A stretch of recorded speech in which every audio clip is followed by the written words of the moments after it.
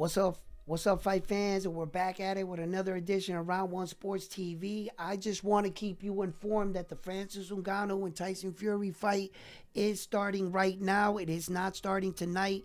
I know sometimes people have a tendency of forgetting this. Even I do. So I just want to keep my viewers informed that Tyson Fury and Francis Ngannou fight is starting now. Okay, while I have you here real quick, just to touch up on some of the fights, some latest boxing news. Keyshawn DAVIS got pulled out of the December 9th card. He tested positive for marijuana. I was just talking about this young man. I would really like to have an interview with him and sit down and pick his brain.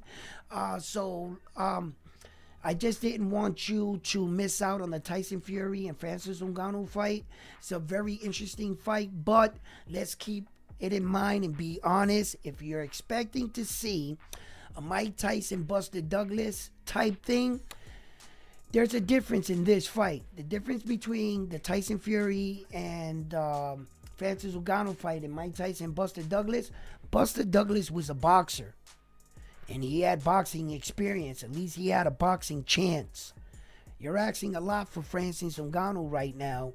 And you're asking him to take a lifetime of boxing in a 4-month training camp and arguably go up against the greatest heavyweight champion we've probably ever had. What you're about to see here is Tyson Fury evade Francis Ngannou, get him frustrated, and I don't think that Francis Ngannou has the boxing ability, right, or the IQ to realize not to throw every punch with bad intentions.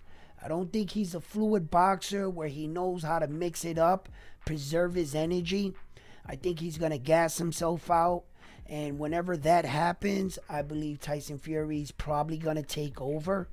It's great that Francis Ngannou has the world record for the hardest punch. But if you can't land that punch, what good is it? Absolutely nothing.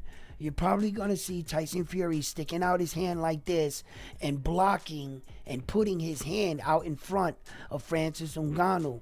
And out of frustration, Francis is going to try to bulldoze his way in, thereby depleting his strength and throwing everything. At some point in this fight, I believe Francis Ngannou is going to bite down on the mouthpiece and go for it. When he doesn't land it and he falls short, he's going to be gassed and he's going to have a prime ready Tyson Fury standing in front of him. And what do you think's going to happen?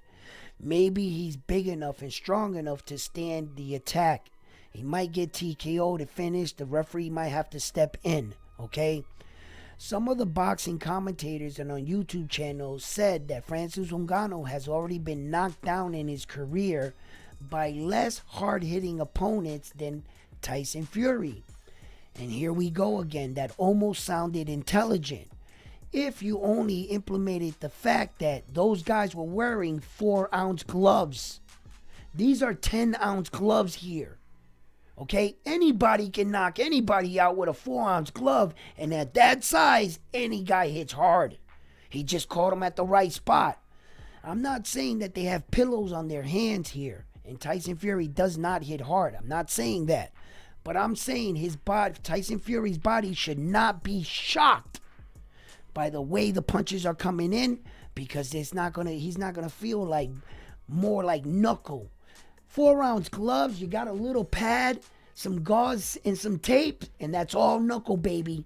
Okay? So, I don't think that Tyson Fury possesses the kind of power that's going to knock a man like Francis Ngannou straight the hell out with one punch. I think it's going to be a volume of punches. He's going to chop down the tree. That's what we should see tonight. It all depends, Francis Ngannou's will to want to continue the fight. In that cam room right there, let me tell you something right now. He has willed himself in several key big fights to come back and win. When he went into that fight with Cyril Gane in those first 2 rounds, I thought he was done.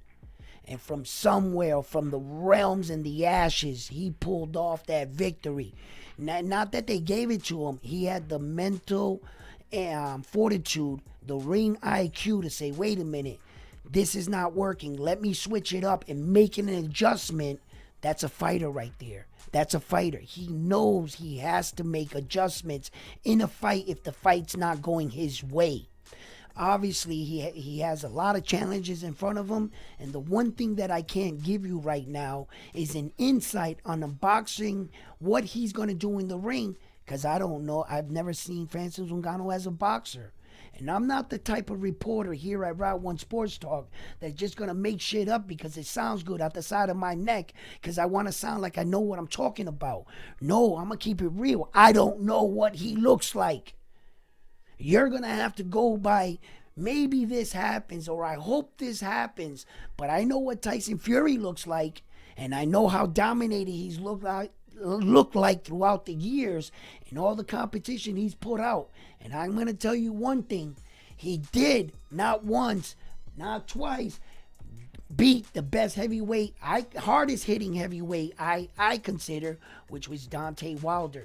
And if you can put down a man like Deontay Wilder and sustain and maneuver and get up from a puncher like a Deontay Wilder, let me tell you something right now.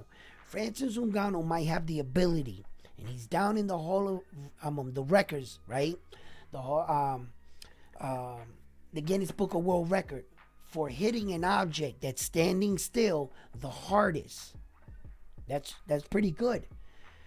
Deontay Wilder can hit you from any angle, unbalanced, you running backwards, coming forward, sideways, anywhere.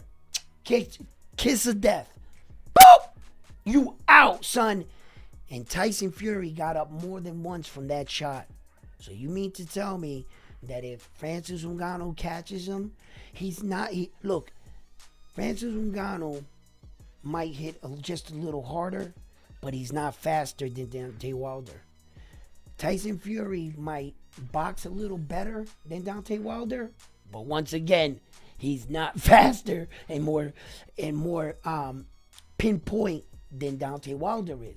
Deontay Wilder has boxing experience no matter what you want to say. He might not be the best boxer, but he's been in front of 40 or more boxers in his career.